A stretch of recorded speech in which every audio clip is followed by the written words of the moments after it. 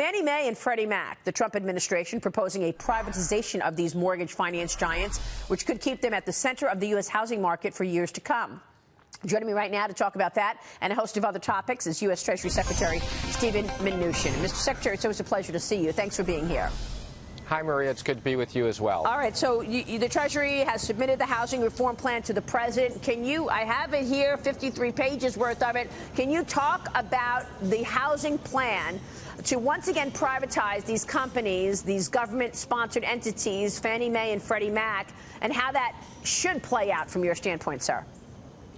Well, Maria, as you know, these have been in conservatorship for 11 years, and we think now is the time to recapitalize them, make them stronger, make sure that taxpayers aren't at risk, and eventually raise third-party capital so that we restructure them and that in another housing downturn, taxpayers are not at risk. So one of the issues here is you've got to get private capital. You've got to get competition in the marketplace, but you also have to get capital to come into this situation. So how are you going to do it? Pull out some of the more important items from this housing reform plan that you think is going to solve, that you think will, in fact, move the needle on that. Well, Maria, the first step is we are in the process of negotiating with the FHFA on our current lines, and we expect in the near term we'll have an agreement where we will allow both Fannie Mae and Freddie Mac to retain their earnings, which will be a significant increase in capital and a step in the right direction to us ultimately raising third-party capital. Well, I think you make it a really important point because, you know, I was reading a couple of the comments on Twitter and on social media, and, you know, people are saying, look, how soon are we going to get Fannie and Freddie out of conservatorship now that you had a pretty good win the other day, the ruling, the APA claim in the Fifth Circuit, and the fact that people feel that it was unconstitutional in the first place to force these companies to have all their profits go to the Treasury and tell them when they should and shouldn't pay dividends. Well, Maria, I'm not going to comment on the legal case for obvious reasons, but I would say what we're focused on is housing reform. And as part of housing reform, we do want to make sure that there is real capital in front of taxpayers. The other issue, and I look forward to testifying at the Senate tomorrow, we'll be looking for bipartisan legislation to get approval to put a full faith and credit on the securities. And we think that the government should be paid for that wrap.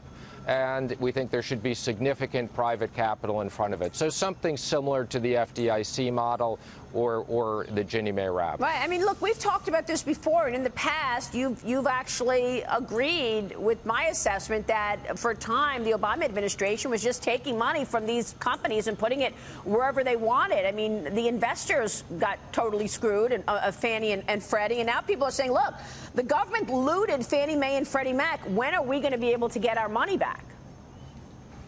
Well, Maria, I'm not going to comment on the investor situation, but I will comment on, you're right, they've been in conservatorship for too long, and we want to make sure they're not in conservatorship on a permanent basis. So our first choice is to work with Congress on a bipartisan basis, but if we can't do that, we're perfectly comfortable moving forward on the administrative side and making the changes we need to do. All right. Look, this is a big issue for investors, as you know. I know you don't want to touch certain things, but what can you tell us about the fact that this federal appeals court in New Orleans overturned the ruling, and that ruling that backed the government's right to take all of the mortgage giants' profits? In addition to that, the judges, Mr. Secretary, as you know, the judges also concluded that the structure of Fannie and Freddie's regulator, that's the Federal Housing Finance Agency, is unconstitutional because of job protections for the agency's director. What do you say? Well, we've obviously been working with the Department of Justice on this case. We're reviewing the decision, and we're not going to let this stand in the way one way or another with housing reform. So, as I say, there is an investor issue here, which will continue to go through the legal process. But the most important issue is, regardless of that case, we will restructure Fannie Mae and Freddie Mac so that they have private capital in front of any taxpayer risk. How long will this take? What's the timing on that? Do you believe you can actually get new capital into the situation and allowing these companies to return to the private sector? Well, Maria, I think we're going to work with Congress on the first part of this. I'd hope that if we're going to get congressional support, it'll be in the next 3 to 6 months. And if we can't do that, we'll move on the administrative front. And as I said earlier, the first step of capital will be, we expect in the very near term to reach an agreement to allow for capital to be built up. So right now they each have $3 billion of capital. And they have the Treasury lines, and we're going to start with retaining earnings so that that's the first step in capital raise. One investor wants to know, given the ruling on net worth sweep that we now know was illegal, is the September sweep going to be halted? Are we going to see money go back to the investors? Well, the money wouldn't go back to the investors. The money would stay in the companies, and then obviously the legal process will go forward. And obviously the Treasury has very significant claims for the money that we've outlaid. But you know, I expect we're in the process of working with the FHFA, and we're going to try to see if we can do it in September. If not, it'll be very soon after that. What would be a realistic time frame in your mind that Fannie and Freddie could come out of conservatorship? Maria, it just depends. We're going to do it as quickly as we can. As I said, part of it depends on how quickly we get Congress to act, but we're going to make sure that we lay out a plan to getting these entities out of conservatorship. That is our goal. And connect the dots for us for the audience. Why do you think that's going to help the housing market? What will that mean overall at the end of the day, given the fact that right now these companies control, what, 95% of mortgages, Mr. Secretary? Well, it's these companies with FHA control a very, very big part of the market. And let me just comment on, this is really housing reform. And we are also working with HUD on looking at reform of FHA. We want to make sure that if we fix Fannie and Freddie, we don't put the taxpayers at risk at FHA. So that's also something we're looking very closely at, and we're working out with Secretary Carson on. Do you believe the FHFA exceeded its statutory authority as a conservator? Maria, that's a nice try, but you know I'm not going to comment on that. All right, let me switch gears, Secretary Mnuchin, because obviously this whole conversation of recession has taken over. A lot of people worried that the jobs number on Friday showed a slowdown in the economy. Where are we on that? What can you tell us as we watch these numbers come in? And a lot of people are blaming the president's trade policy leading to uncertainty, and that is causing managers to sit on cash. Well, Maria, there's no question there's a considerable slowdown in the world economy, both in China and in Europe. But as you look at the U.S., we continue to be the bright spot of growth. I just came from the G7 with the president a few weeks ago, and that's what everybody was talking about. The president's economic plan of tax cuts, regulatory relief, and trade are really what's driving the U.S. economy. I don't see in any way a U.S. recession. I think if you look at interest rates, I think what you see is both in terms of long-term interest rates, which are a historic low, which is good for the economy. I think you see that on a relative basis, we're still high relative to the rest of the world on interest rates. And you also see the market's expectation of the Fed doing rate cuts. So I don't in any way think that the yield curve reflects a recession.